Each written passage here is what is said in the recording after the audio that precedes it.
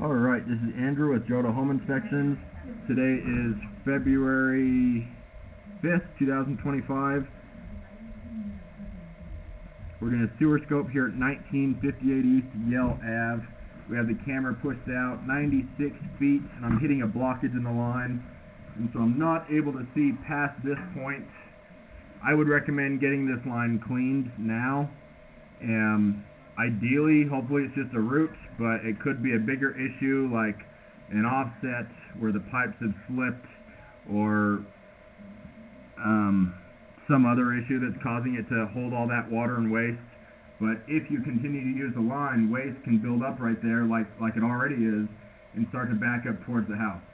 I have given it a few minutes until the water's kind of drained through slowly. But as I was running water just from the shower, it was backing up towards the house. Right now, if you were to run enough water for long enough, it would back up into the house. This is an example of a real, small offset. Something like that isn't as big of a concern, but this is just an example of how the pipes can move, and you can get a lip like that. What I was getting stuck on could be a much bigger offset. Like I said, hopefully it's just roots. Roots are just a maintenance item. Once you have them, you're always going to have them. So it's something good to stay on top of. There's a little baby one there on the left side growing through the joint. There's another one. From what I can tell so far, I think this is transite pipe. I don't think it's clay. It looks like transite, which is cement asbestos. One option, and you would need to have the line cleaned first to know if this is a good option here or not, but you could do a liner. As long as you have proper grade and no significant offsets, you could do a liner, and that would be like having a new pipe inside your old pipe. And that can really help prevent roots from coming through. There are some big ones covering a good half of the pipe.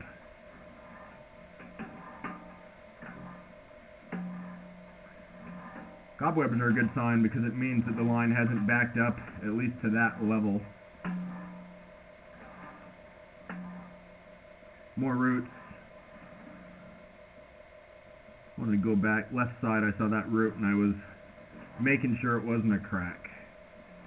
I would recommend having this line looked at again once it's been cleaned, and I would recommend hydrojetting. If you hydrojet, it's going to blast out all of the roots, as opposed to cabling it, which is going to punch a hole through, the blockage.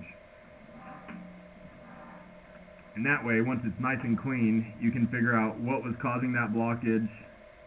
Oh, there's a big old piece of cast iron sitting in the line that's broken off. That's concerning. I will try to see where that came from, but under the house you have cast iron, and over time that cast iron will rust and you'll get scale that builds up, and the cast iron can also flake and get thinner over time. Eventually it will need to be replaced. And so it's not a good sign when we're seeing chunks of it going down your sewer line.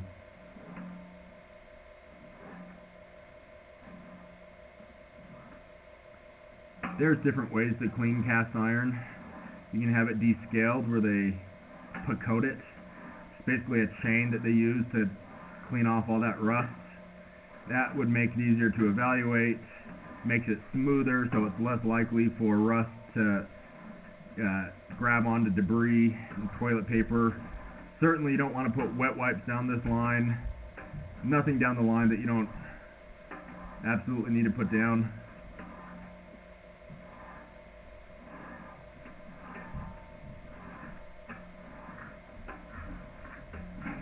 I'm accessing the line to clean out the basement.